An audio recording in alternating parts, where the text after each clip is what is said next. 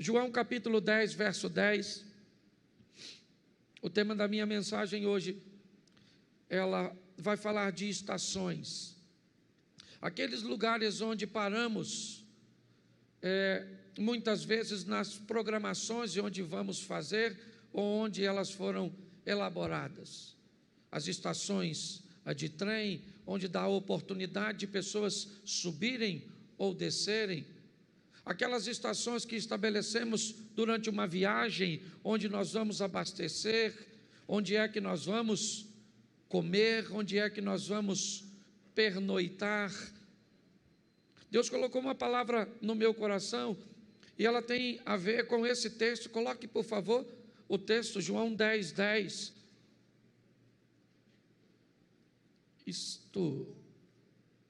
Isso. O ladrão não vem senão a roubar, a matar e a destruir.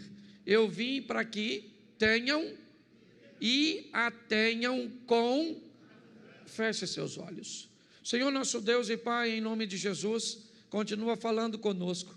Usa-me, ó Deus, como um canal de bênção, pelo poder do nome de Jesus. Amém. Glória a Deus. Desde o início do ano, nós trouxemos para a igreja uma proposta de recomeço, de retomada, de realinhamento, de fazer com que a igreja retomasse aquilo que perdeu, realinhasse seu comportamento, revisse seus conceitos, rompesse com algum de seus paradigmas. Ou seja, no texto em que lemos, dito por Jesus, ele diz: o meu adversário é um ladrão, sua função é tríplice: roubar, matar e destruir.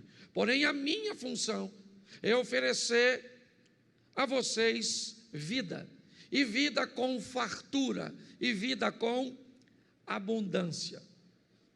Minha proposta hoje é mostrar para você que ao longo da sua caminhada, obrigado, Daniel, ao longo da minha e da sua caminhada, algumas estações precisam ser estabelecidas, lugares por onde nós vamos passar, posicionamentos que vamos ter que tomar ao longo da caminhada, para que se cumpra essa palavra de Jesus.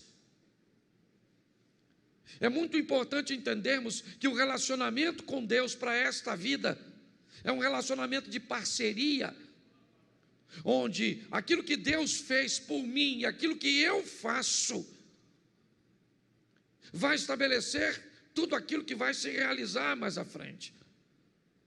Por isso eu peguei, antes de estabelecer um lugar de chegada, ou seja, de alcançarmos, de chegarmos, de concretizarmos, de realizarmos, nós precisamos identificar que algumas estações, ou seja, alguns posicionamentos precisam ser tomados. E eu rapidamente vou falar dos 5 que eu separei. O primeiro é direção, o segundo é força, o terceiro é resistência, o quarto é velocidade e o quinto é poder. Quando nós estabelecemos isso na nossa vida, inevitavelmente nós criamos um processo, cujo qual nós vamos delinear entre o meu ponto de início, o meu ponto de partida e onde eu quero chegar, onde eu pretendo chegar. Ao estabelecer a nossa direção, nós vamos começar a delinear nossa trajetória, nossas prioridades, nossas companhias. Quando nós estabelecemos a nossa direção, nós vamos entender que pessoas farão parte de nossa agenda, outras pessoas farão parte de nosso destino. Nós vamos parar de canalizar forças para momentos que são apenas transitórios e passageiros, para pessoas ou situações que não fazem parte do nosso destino, mas sim do nosso momento. E não que o momento não seja importante, e na verdade o é, mas muitas vezes choramos por vermos pessoas ou situações partirem da nossa vida, que na verdade elas não fazem parte de nosso destino, mas apenas de um agendamento pontual da nossa caminhada. Existem, e nós precisamos entender que esses destinos são espirituais e físicos. Quando nós olhamos para isso, né, nós precisamos entender que a nossa direção vai ser muito influenciada, mas muito influenciada pelo meio de convívio que nós estabelecemos. Na vida só há duas direções. E, aliás, nas duas vidas que temos. Pastor, por que o senhor está dizendo que existem duas vidas? Porque Apocalipse diz: ao que vencer não receberá o dano da segunda morte. Se a Bíblia diz que tem duas mortes, é porque tem duas vidas. E uma delas é espiritual, que define o destino, que pode ser céu ou inferno. E outra vida é física, que define o que você vai viver, felicidade ou infelicidade. A proposta que Deus tem para mim e para você, que eu quero hoje transmitir para você, é que você define entre as duas possibilidades do mundo espiritual, céu ou inferno. Pastor, não tem uma terceira? Não tem. Ou é céu ou é inferno. Eu queria ser uma alma penada, não queria ir para lugar nenhum. Não rola. Sua direção ou é céu ou é inferno no mundo espiritual. No mundo físico, sua direção ou é felicidade ou é infelicidade. É assim que funciona. Então a proposta bíblica é o quê? É céu para a vida espiritual e felicidade para a vida física aqui neste mundo. É isso. Quando nós olhamos, por isso Jesus diz: eu vim para que tenham vida e a tenham em... Ou seja, você vai ter uma vida extraordinária nesta terra, só não vai ter se você fizer escolhas erradas. E além de tudo, você vai depois estar com Deus. E o que a Bíblia me diz para que eu possa criar ou estabelecer uma direção correta? Primeiro é saber para onde eu estou indo. A Bíblia diz que ouvir pessoas, buscar conselhos é importantíssimo para o desfecho da fase da direção, que é a primeira fase. Quando somos crianças, adolescentes, normalmente nós não pensamos em direção, nós simplesmente vivemos. Mas quando vamos entrando na juventude, inevitavelmente a vida ela vai nos levando para uma fase de responsabilidade, onde ela vai requerer de mim e de você qual a direção, é céu ou inferno? Qual é a direção? Lembra por que não batizamos crianças? Porque elas ainda não têm a escolha da direção. Mas quando isso passa, inevitavelmente, a vida pede dela, céu ou inferno, felicidade ou infelicidade. Só tem duas direções. Você não tem como caminhar para céu e inferno simultaneamente, porque não se pode servir a dois senhores ao mesmo tempo. E você não consegue ser feliz ou infeliz simultaneamente. Você pode ter alegria e tristezas, coisas envoltas em momentos. Você pode parecer ser feliz por causa de uma euforia, aquilo que vem de fora para dentro. Mas o que a Bíblia está dizendo é que eu posso encontrar isso na fase dos aconselhamentos, certo? Porque quem não sabe sua direção corre dois riscos. O primeiro, de não ir a lugar nenhum, e o segundo, de andar em círculos. Tem gente que a vida gira, certo? Simplesmente não avança. Você encontra alguém hoje e você encontra ele daqui a 10 anos e ele está no mesmo lugar. E ele tem movimento, ele só não tem ascensão, ele só não tem crescimento, ele só não tem avanço. E não é disso que eu estou falando. Eu estou falando de glória em glória, de fé em fé, para que amanhã seja melhor do que hoje, para que a manifestação de Deus amanhã na nossa vida seja superior àquilo que nós estamos vivendo hoje. Quem não tem direção, você pergunta para ele onde ele se vê daqui a 5 anos, ele não sabe. Esse dia eu estava mostrando o terreno da igreja para alguém, e alguém me perguntou: pastor, onde o senhor se vê daqui a 5 anos? Eu falei: dentro da igreja aqui, pregando para 2.500, 2.800 pessoas. Quem não tem direção, não tem perspectiva de futuro. Então, a Bíblia diz que eu preciso ouvir pessoas e buscar conselhos, mas presta atenção em Provérbios 11, 14. Coloca para mim, por favor, Provérbios, capítulo 11, verso 14. Eu vou dar mais uns 4 ou 5 versículos, então, por favor, fique atento, eu acabei não combinando com vocês. Provérbios 11, 14. Isso. Vamos lá? Não havendo sábia direção ou sábios conselhos, o povo, mas na multidão dos... Preste atenção, você precisa de conselho, sim ou não? Sim ou não? Mas de que tipo de conselho? De gente sábia. Ok? Para você ter uma boa direção, você tem, certo? Que buscar viver perto de quem tem sabedor, porque conselho de cabeça de bagre não vai te levar a lugar nenhum. Quanto mais rápido você descobrir qual é a direção, para onde você está indo, qual é o seu fim, qual é o seu destino, onde você se vê daqui a 5 anos, a 10 anos. Pastor, isso é se preocupar com o futuro? Não, isso é planejamento de vida. É assim que funciona, tanto no mundo espiritual, quanto no mundo físico. Está lá, a água nos artelhos, a água nos joelhos, a água nos lombos, a água, certo? E depois eu não consegui. O que é isso? Isso são níveis. E nós precisamos entender e olhar para esse ambiente. Porém, já que eu estou falando de caminhada e de vida, tome cuidado, porque ao longo da vida, você pode encontrar sábios, pessoas sábias que estão perdidas. Então, às vezes, você pode receber um conselho extraordinário de um bêbado. Esse dia, eu ia dar aula num local, ia ministrar uma aula, chegou um camarada na minha casa, e ele me deu uma aula extraordinária, alguém que eu não imaginava que ia me ensinar tanto, me ensinou naquele dia. Mas cuidado, porque você pode receber um conselho de loucos que têm direção.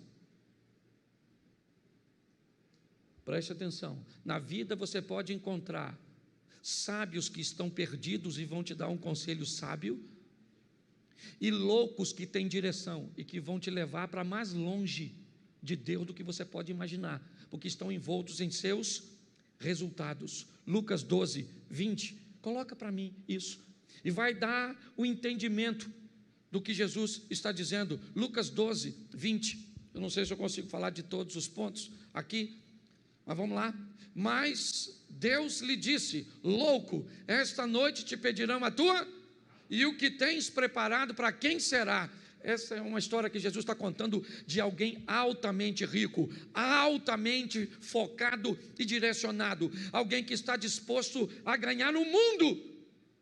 E se você fosse olhar para esses resultados, se você ficar olhando na igreja, na sua vizinhança, no seu ambiente de trabalho, para gente que só alcança resultados físicos, cuidado, porque você pode querer imitá-los e perder sua alma.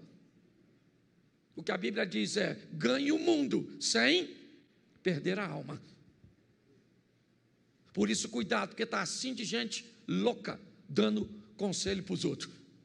E ele tem o resultado dele para mostrar para muitos. Por isso, defina o mais rápido possível qual será seu destino. Pastor, o meu destino é o céu, e tu anda com quem vai para o inferno? Defina seu destino e quem são seus companheiros de viagem.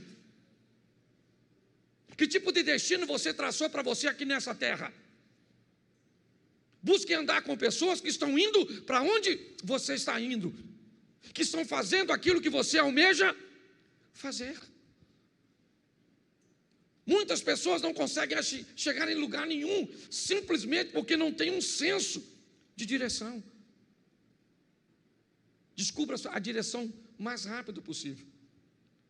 Descubra quem está indo para o mesmo lugar, porque é simples. Se você planeja ir para a Central do Brasil, aqui em Xerém passa um ônibus que vai para a Central? Sim ou não? Passa. Ele é que cor? Que cor? Vermelho? Verde? O que vai para a Central? Beleza. Mas aqui passa um ônibus que me parece que também é verde e que vai para o Amapá, para Nova Iguaçu. Então, antes de entrar no ônibus, você descobre o quê? Qual é o seu? Então, por que é que você deixa qualquer um entrar na sua vida e anda com qualquer um? Seja seletivo e ande com gente que está indo para onde você vai, que está fazendo coisas que você quer fazer. Você quer orar, mas não anda com quem ora. Você quer pregar, mas não anda com quem prega. Você quer viver em santidade, mas só anda com Zé Ruela. Pare e pense. Direção. Vamos aqui porque é muita coisa. Segunda coisa que você precisa: força. Fala assim comigo: força. Bom, para onde você vai, você já sabe. Só que saber para onde vai é uma coisa, e chegar lá é outra. Então você vai precisar de força. E aqui eu coloquei: força é a ação que nós vamos usar para resolver os problemas que me impedem ou os problemas que me impulsionam para o meu destino. Todas as vezes que aparecer um problema, eu sei para onde eu quero ir, então tá bom, eu estou indo. E quando aparecer um problema, que tipo de problema ele é? Ele é um problema que eu preciso resolver porque ele está me impedindo, ou ele é um problema que eu preciso resolver porque ele vai me impulsionar, ele vai me arremessar para onde eu planejo ir. Eu preciso usar força. Muitas pessoas estabelecem sua direção, seu destino, mas basta se deparar com alguma dificuldade, com algum obstáculo, seja ele, certo, de falta de recursos ou de situações complexas. Sabe o que aquelas pessoas fazem? Se elas tiverem forças, elas resolvem esses problemas. Se elas não tiverem forças, elas mudam seu destino. Já que eu não consigo ser engenheiro, eu vou conseguir ser pedreiro. Mas não deu para ser pedreiro, porque eu queria fazer engenharia civil, vou ser servente. E não deu para ser servente. Ou seja, todas as vezes que aparece um obstáculo, ela não tem força para lutar. E ela muda para um ambiente que ela acha que é mais. E quando ela chegar lá, o que é que tem? Outros obstáculos. Porque todos os lugares que nós formos, seja qual for, nós vamos enfrentar ali. Por isso, coloca aí para mim Josué capítulo 1, verso 7. Porque a sua vida, ela vai pedir de você força. Ela vai requerer de mim e de você: aprenda a lutar. Contra o quê? Contra os obstáculos. Está aí. Olha só. Então somente esforça-te e tem muito bom ânimo para teres o cuidado de fazer conforme toda a lei que meu servo Moisés te ordenou. Dela não. Preste atenção, olha aqui. O que ele está dizendo: tenha força para se manter na direção. Dela não se desvie nem para a direita nem para. O que ele está falando aqui do que eu falei anteriormente. A direção foi estabelecida, mas para ficar nela, eu vou ter que ter força. Esforça-te. Vou dar para vocês terra de jebuseus, cananeus, heteus, filisteus, terra que mana leite e mel, está tudo lá. Mas esforça-te. Vai lá e vai lutar, porque eu vou dar vitória para vocês. Ah não, eu quero uma terrinha que não tem ninguém. Nós precisamos de força. É uma das estações. A primeira é a direção. Já sei para onde eu vou. E a segunda que eu vou ter que parar é força. Terceira, resistência. A caminhada de fé, ela não é reconhecida pela velocidade, mas pela resistência. Aquele que souber poupar suas forças e usá-las no momento certo, terá melhor resultado.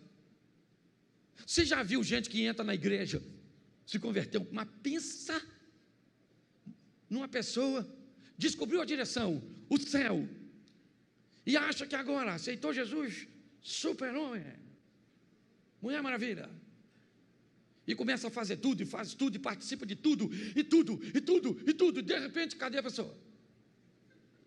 Sumiu. Falava até mal de tu, que tu era meio devagar. E você olha e cadê? Lhe faltou o quê? Usar a força certa para a coisa certa, gente. Pare de canalizar suas forças para lugar errado.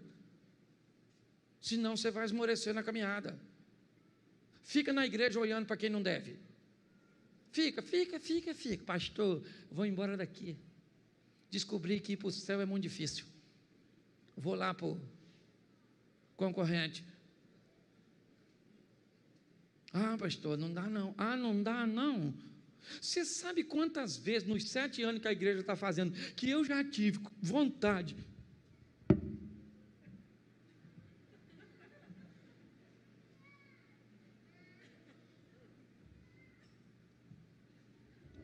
Um montão. Tem gente que bate nas minhas costas ali, pastorzão. E por trás.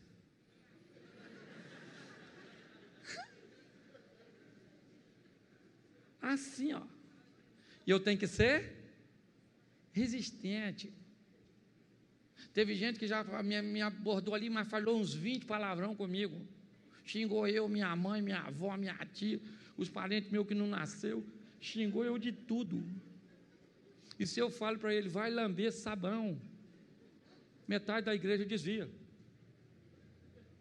Porque eu não posso falar. Então eu tenho que ser resistente. Falo para você mesmo, já tive vontade. E já falei com a minha mulher, filha, vamos embora. Nós podemos morar em qualquer lugar desse mundo hoje, louvado seja o eterno. Nossos filhos já estão criados aí, certo? Vamos embora, eu e você, no mundo afora. Balão mágico, uma coisa desse tipo. Mas aí eu paro para pensar, Cláudio, lembra quando minha cadela morreu? Lembra, Lolô morreu? Lolô morreu, veio a óbito, perdemos Lolô. E aí então, eu falei, nossa, sofri tanto por causa de Lolô, que eu falei, não quero mais, cachorra, chega, nunca mais. E o Espírito Santo falou ao meu coração, está machucadinho, não quer mais não, só por causa de uma decepção ruim, ou por uma situação ruim. Meu irmão, resistência, use a força certa. Você tem um pedaço de pau em casa, certo? E você tem um chinelo, se parece uma barata, você pega o quê? O quê? Mas o pedaço de pau é mais forte. Por que você bate o chinelo? Porque o problema é pequeno, então você resolve o chinelo, certo?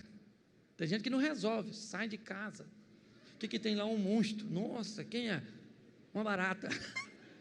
Sangue de Jesus tem poder. Mas se aparecer uma cobra na sua casa, você pega o chinelo? Você pega o quê? Porque você tem que usar as forças certas para resolver a coisa certa. Para de potencializar a coisa pequena. Senão você vai jogar a sua resistência no lixo. Tem que ser resistente. Efésios 6,13. Coloca aí. Já estou quase terminando. Pensei que já estava aqui. Efésios 6,13. Preste atenção. Glória a Deus, Efésios capítulo 6, verso 13. Portanto, agora não está valendo aquilo mesmo não, irmão. Portanto, tomai toda a armadura de Deus para que... Isso é uma mensagem fragmentada. Para que possais resistir no dia... Para que possais... Não. Volta lá no resistir, porque eu estou falando de resistência. Para que possais... Isso aí, meu filho, lembra? O que está acontecendo nesse capítulo de Efésios? Está falando da armadura de... Para você estar protegido, é capacete na cabeça, é couraça, é escudo, é sandália no pé. Para quê? Para que você seja resiste. Porque cada dia traz consigo o seu mal. Você quer chegar, querido, no final? Seja resiste. Porque está assim de gente falando pelo caminho. Sim ou não? É gente divorciando. Você já teve vontade de divorciar? Não fala não, você que é casado. Provavelmente você já teve vontade de matar seu cônjuge dormindo. Certo? Mas você foi resistente. Sim ou não? Isso, vamos lá, vamos adiantar aqui. Quarto, então primeiro vamos voltar lá no início. Você tem que ter direção, depois você tem que ter força, depois você tem que ter...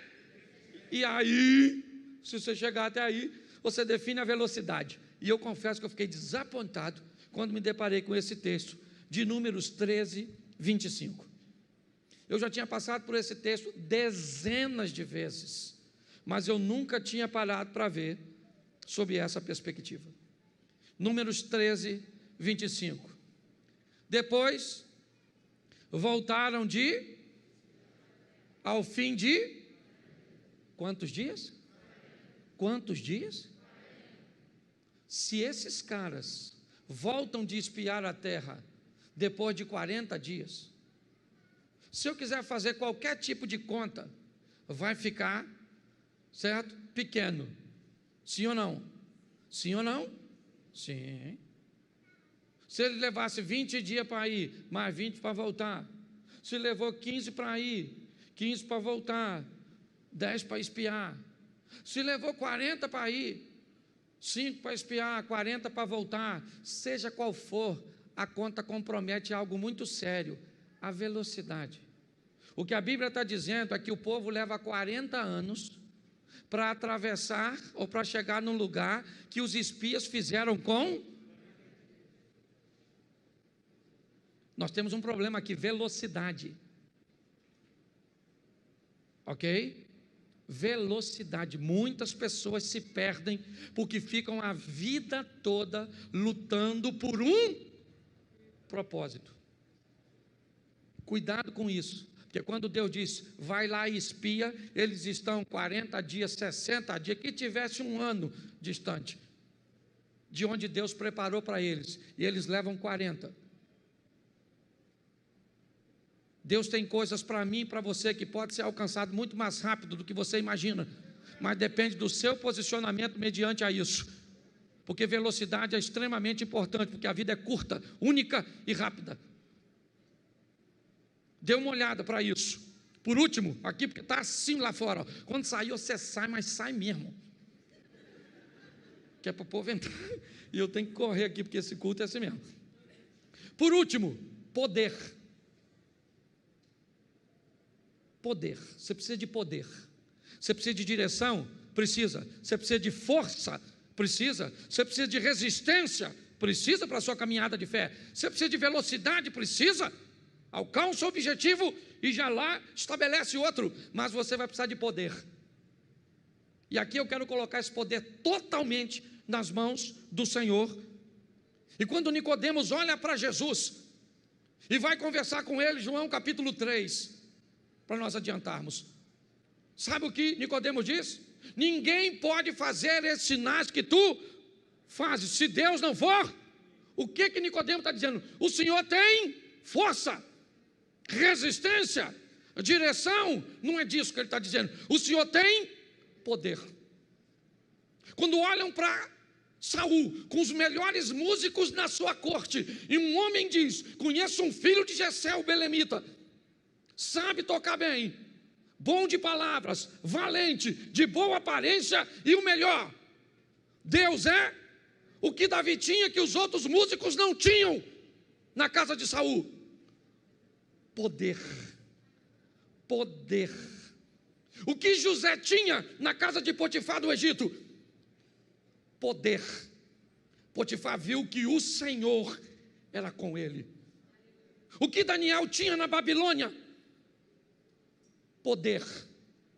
Os sábios disseram, olha, ninguém pode atender o seu pedido, nenhum rei jamais pediu isso, porque o que você está pedindo, só os céus sabem. E Daniel chegou e mostrou que os céus sabiam, porque tinha poder. Você quer chegar onde você deseja? Aprenda que tem poder nos céus, para ser liberado para você e para mim, para colocá-los em uso aqui nesta terra. Aqui eu fecho dizendo o seguinte, você hoje pode começar a sua caminhada de maneira certa, usando todas essas estações. Você hoje pode definir em qual estação você se encontra e que talvez te paralisou, e você não consegue passar dela. Pastor, eu tenho direção, Eu tenho até força, mas minha resistência é fraca, e eu fico migrando.